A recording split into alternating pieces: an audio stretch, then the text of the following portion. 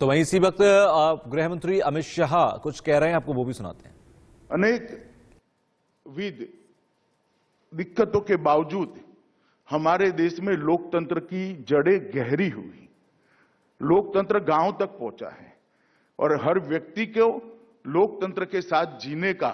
एक प्रकार से अपने आपको तैयार भी कर लिया है। दुनिया में कई सारे परिवर्तन हमने देखे हैं, हमारे देश में भी कई सारे परिवर्तन देखे, मगर कोई भी देश ऐसा नहीं है जिसमें भारत जितना स्मूथ परिवर्तन कभी भी हुआ हो, इतनी विविधताओं के साथ, इतने अलग अलग सामाजिक परिवेश के साथ। तो एक प्रकार से हमने लोकतंत्र को अपनाया है और लोकतंत्र को हमने हमारा स्वभाव बनाया है। और ये 75 साल की यात्रा में अनेक क्षेत्र में भारत ने प्रगति भी बहुत की है और इसलिए आजादी का अमृत महोत्सव का ये साल हमारे लिए बहुत महत्वपूर्ण है। देश के प्रधानमंत्री मोदी जी ने पूरे देश के सामने 75 से 100 जब आजादी की शताब्दी मनाई जा रही होगी तब देश कहां पर खड़ा होगा, शिक्षा के क्षेत्र में कहां खड़ा होगा, R&D के क्षेत्र में कहां होगा, हमारी आर्थिक गतिविधियों के क्षेत्र में कहां होगा, हम क्या अचीव करेंगे, सुरक्षा के क्षेत्र में कहां होगा, आंतरिक सुरक्षा के क्षेत्र में क्या होगा, इंफ्रास्ट्रक्चर के क्षेत्र में क्या होगा, साइंस एंड टेक्नोलॉजी में क्या होगा, अंतरिक्ष के क्षेत्र में क्या होगा। ढेर सारे क्षेत्र के अंदर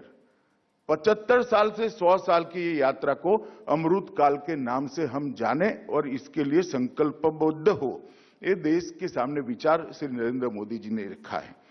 तो आजादी का अमृत महोत्सव का साल संकल्प लेने का साल है और अमृत महोत्सव से शताब्दी तक का 25 वर्ष का कालखंड वो संकल्प को सिद्धि की ओर ले जाने का समय है। और मैं मानता हूं फिक्की ने भी इन हाउस से चर्चा करनी चाहिए कि देश का उद्योग जगत ये 25 साल के अंदर कहां से कहां हम पहुंचाएंगे और इसके लिए अभी क्या संकल्प लेने हैं और संकल्प को सिद्ध करने के लिए हमारा रोड मैप क्या होगा, हमारा कंट्रीब्यूशन क्या होगा और अलग अलग राज्य में बने हुए संगठनों को जोड़कर एक दिशा में हम कैसे काम करेंगे। अगर ये हम कर लेते हैं तो मैं मानता हूं कि शताब्दी के साल में जो भी आपकी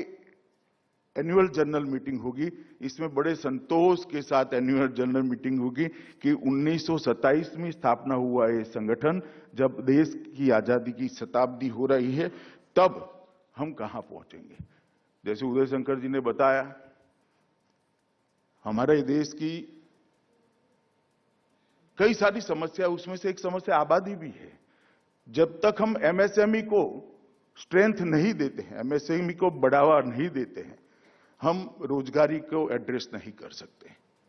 इस प्रकार की कई समस्याओं को हम संकल्प के रूप में ले और 25 साल में इसको सॉल्व करने की दिशा में आगे बढ़े, इसका एक रोड मैप बनाए। R&D भी एक बहुत बड़ा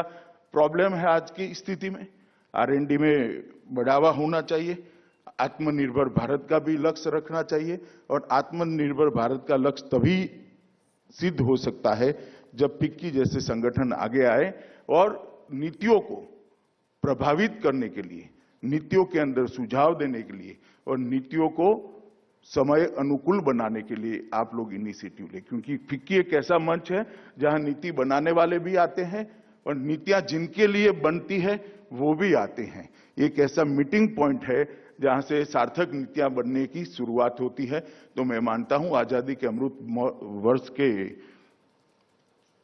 उपलक्ष्य पर फिक्की भी कुछ अपने संकल्प तय करे और इसकी सिद्धि के लिए एक रोड मैप बनाए। मित्रों, आज हम कोरोना के बाद यहां पर इस जंतर पर जब देश खड़ा है तब मैं बहुत स्पष्ट रूप से मानता हूं कि 25 या 50 साल के बाद दुनिया में जब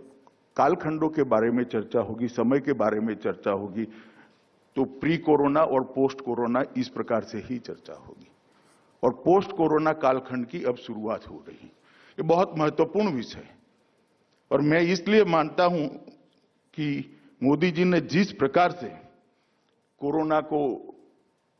सामने की लड़ाई का नेतृत्व किया है, पूरे विश्व भर में हम आज इतना कह सकते हैं कि कोरोना वायरस जब आया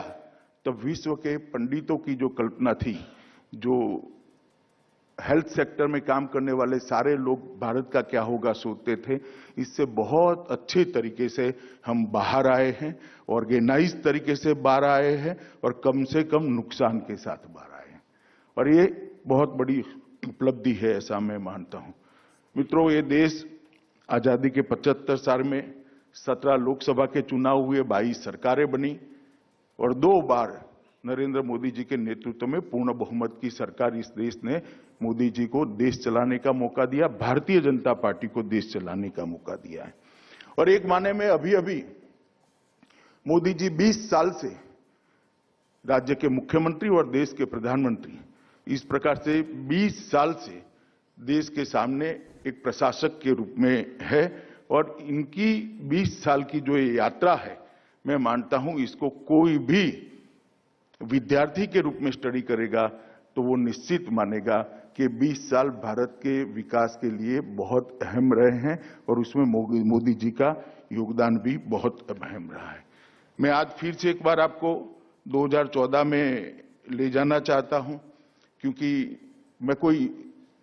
परिस्थिति से भागने के लिए नहीं ले जा रहा, मगर परिस्थिति का आकलन करना है तो जब उन्होंने शुरू किया 7 साल के पहले, तब क्या स्थिति थी वो हमारे ध्यान पर होना चाहिए, क्योंकि इसका असेसमेंट की परफॉर्मेंस कैसा है, विरासत में क्या मिला है, वो बेस क्या मिला है, वो बहुत जरूरी है। इसलिए मैं ले जाना चाहता हूं 2014 में कई सालों से 30 साल से देश ने पूर्ण बहुमत की सरकार नहीं देखी थी, डिसिसिव सरकार नहीं देखी थी। एक सरकार ऐसी थी जिसको सभी लोग मानते थे, हम सभी लोग, मैं तो खैर मानता ही था